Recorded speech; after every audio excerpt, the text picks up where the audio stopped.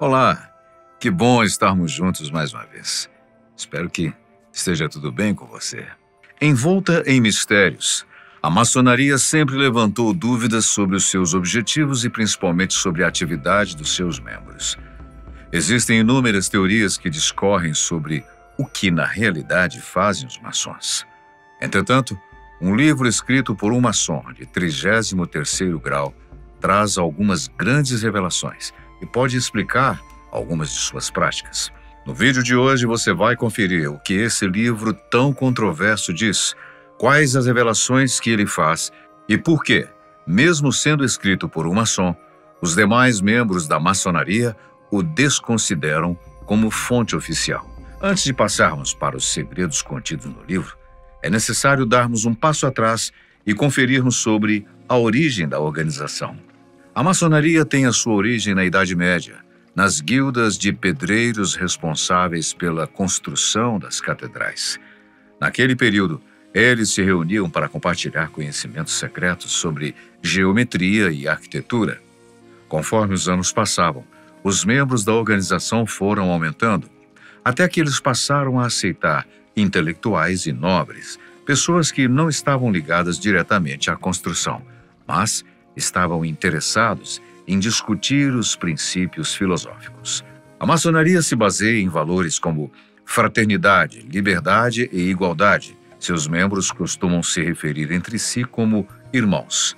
Suas reuniões acontecem em lojas maçônicas, onde inicialmente eles estudavam símbolos e rituais inspirados na construção de templos. Em 1789, durante a Revolução Francesa, há quem diga que os maçons estavam por trás dos acontecimentos, espalhando ideais de liberdade com o objetivo de enfraquecer a monarquia. Essa alegação fez com que diversos grupos enxergassem os maçons como uma organização a se temer, cujo objetivo seria derrubar governos e reestruturar o mundo. Tais alegações nunca foram comprovadas, não passando de especulações e teorias conspiratórias. Essas teorias ganharam força principalmente em 1884, quando o Papa Leão XIII publicou a Humanum Genus, na qual ele condenava a maçonaria como uma ameaça à ordem cristã. Pesquisadores atribuem isso ao fato de que, ao contrário do que a crença comum possa imaginar, a maçonaria nunca foi uma religião em si. Pelo contrário, eles sempre defenderam o laicismo e aceitaram membros das mais diversas crenças. Já no século XX, o documento Os Protocolos dos Sábios de Sião alegava que maçons e judeus possuíam um plano para dominação mundial. O documento é falso, tendo sido utilizado pelos nazistas como um pretexto para as atrocidades que cometiam.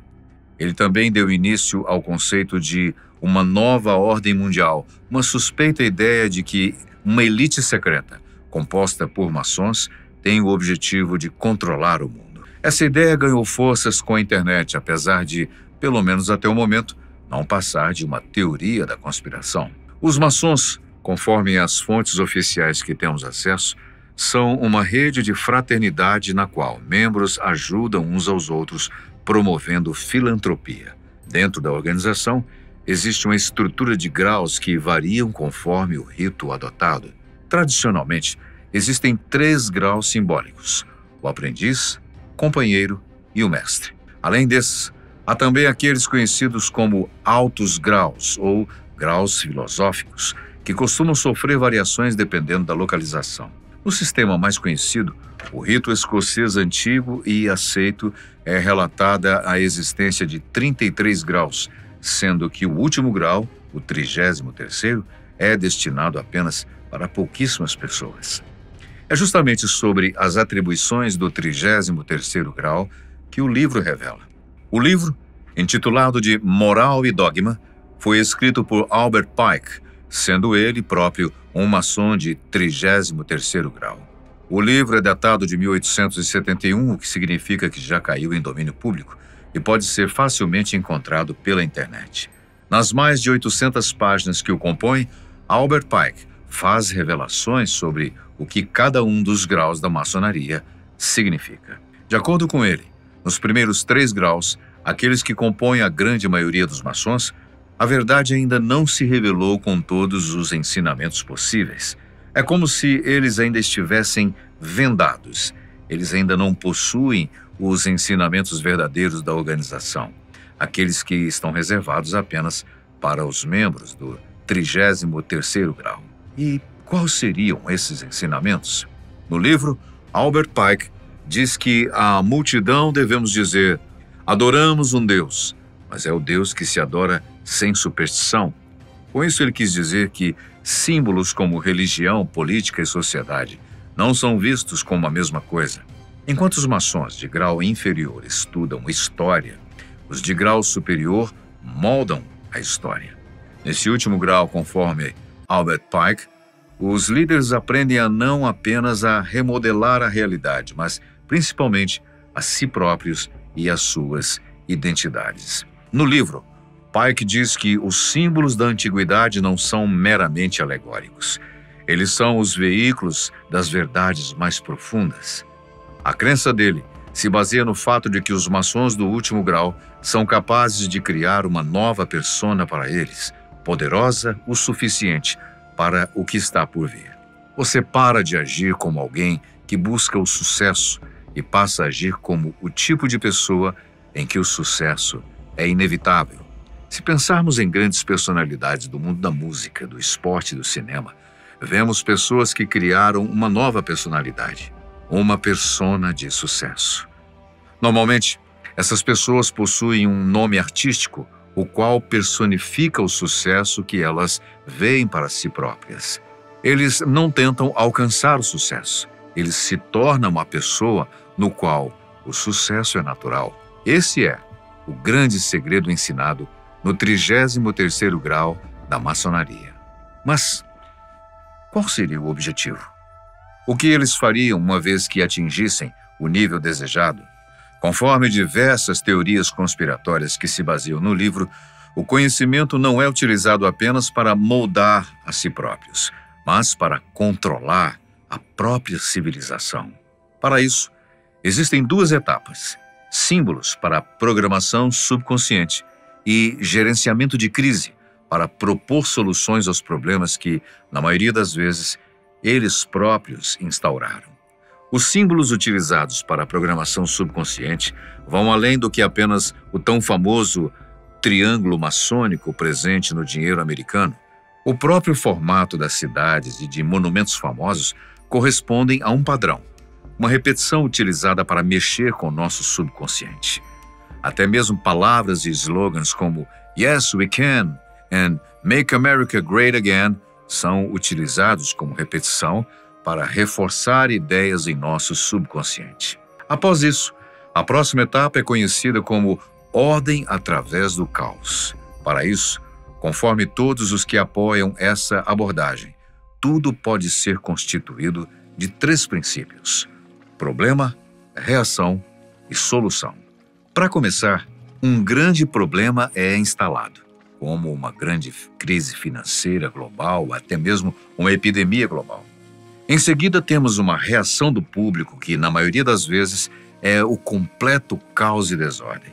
Por fim, temos a solução, sempre proposta pelo governo, por aqueles que estão no poder, que possuem a resposta final para a crise. Toda crise sempre chega ao fim, e aqueles no poder sempre saem dela mais poderosos.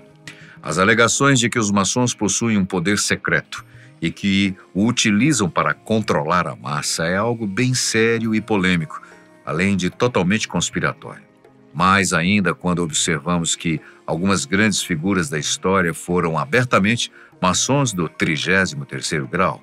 Dentre os principais nomes, é possível citarmos Harry J. Truman, o presidente dos Estados Unidos, J. Edgar Hoover, o fundador do FBI, Henry Ford, o fundador da Ford Company, Simão Bolívar, o famoso líder e militar sul-americano, e até mesmo o general Mourão, ex-vice-presidente brasileiro, que também conquistou a maior patente da maçonaria. Apesar do livro de Albert Pike ser considerado um dos mais influentes textos maçônicos, na verdade ele não é considerado um documento oficial. Ele é mais visto como uma interpretação pessoal do próprio Pike, dos significados filosóficos e esotéricos dos graus da maçonaria do que como fonte de informação. Alguns pesquisadores tratam o livro como uma referência histórica, enquanto outros o descartam. Já a própria maçonaria o descarta, dizendo que ele não representa oficialmente os ensinamentos das lojas maçônicas.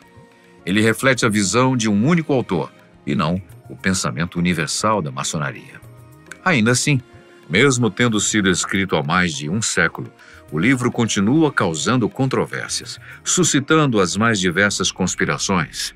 Uma grande parcela da população crê em tudo o que ele relata e o vê como um poderoso indício de que há uma elite global com o objetivo de moldar o mundo conforme os seus interesses. Enquanto outros o consideram não mais do que relatos de um único indivíduo, com textos simbólicos e metafóricos que não devem ser lidos como uma descrição literal dos rituais maçônicos. Há até quem acredite que não passe de uma ficção. Bem, qual versão é a correta é algo debatível, uma resposta que depende apenas de quem o lê. Mas, e quanto a você? Acredita que o livro é real e corresponde às práticas maçônicas? Ou não passa de pura invenção? Deixe nos comentários a sua opinião.